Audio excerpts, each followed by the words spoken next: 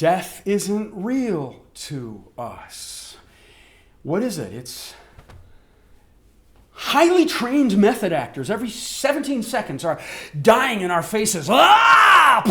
Ah! Ah!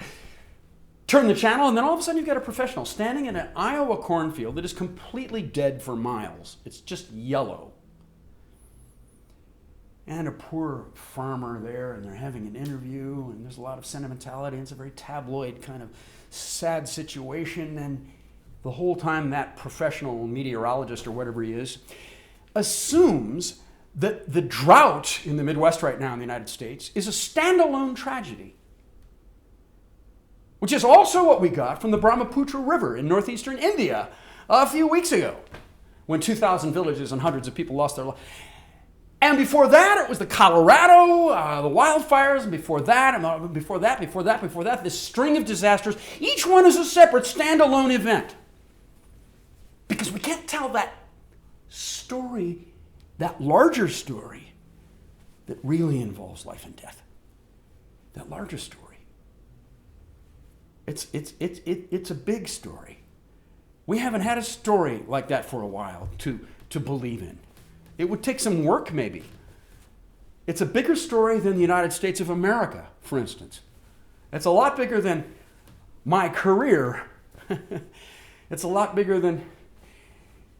It's the Earth's life. You would have to connect all of those standalone tragedies in one narrative. And we can't do it.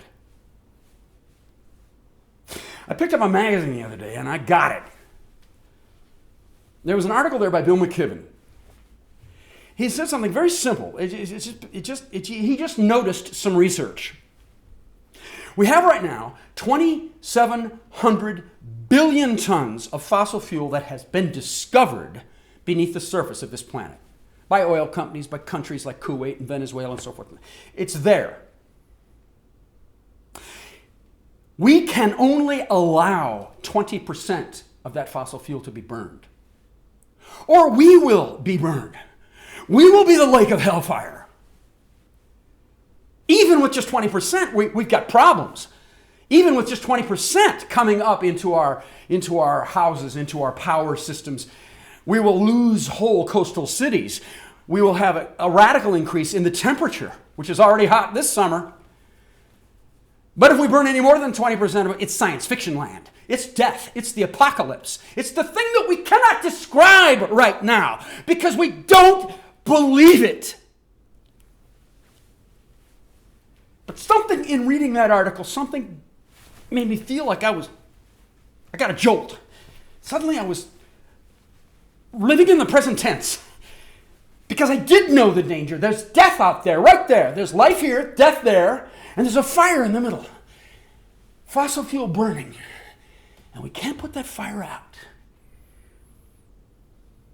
It's not just that I was afraid of danger like I've got to be. That's part of it. But that wasn't all. It wasn't just being afraid from that article. It was life. There was something in it that was affirming. When I knew that death was that close, it was inside my life. And I was responsible for my life in a new way. I knew that I could risk my life in order to save life. For my child, for my neighbors, I I knew how close death was, and therefore I for a moment, and I hope I feel it right now, I hope we can feel it together, that we can know that we will risk our lives. Because if we go to that coal-fired power plant, if we go to that oil derrick, if we go and stop that ship full of oil from docking, if we go to that hole in the ground and say this cannot surface, this fossil fuel cannot be brought up here. If there are 50,000 of us, if there are 100,000 of us, each of us will have to have that faith in my life. My life is worth risking to make more life, I will risk this life. That's a kind of faith. Keep it. Keep that faith. Cultivate that faith. Name it. Get that feeling. Know what that feels like. And it'll be beyond bravery, beyond ego, beyond our country. We will be one with the earth. We will have the courage of the earth in us. We'll be as radical as the earth. I'll see you at that oil well. Earth, hallelujah.